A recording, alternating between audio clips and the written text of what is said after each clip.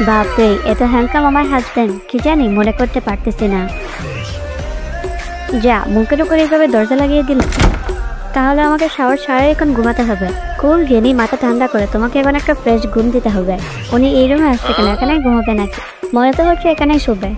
খবরদার আমার জায়গায় আপনাকে যেন না আসতে দেখি। ঘুমিয়ে পড়লো নাকি? দেখি তো একটু চেক করে। আও, ওনাকে আমার জায়গায় না আটকা বলে আমি ওনার জায়গায় চলে গিয়েছিলাম। আমি জানি আপনি মনে হয় এদিকে চলে এসেছিলেন, তাই আমার হাত চলে গেছে, এছাড়া আর কিছুই না। যাক বাবা, কিছু একটা বলে বেঁচে গেছি। তাহলে এগুলা কি? বাপরে, এটা আমি আবার কখন করলাম?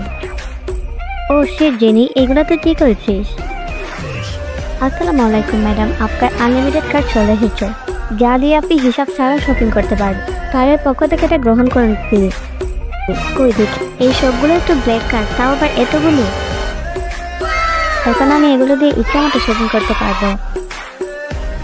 হাই, এই পাগলটা আবার কে? পরবর্তী পার্ট দেখতে চাইলে তাড়াতাড়ি কমেন্টে পার্ট 4 লিখো।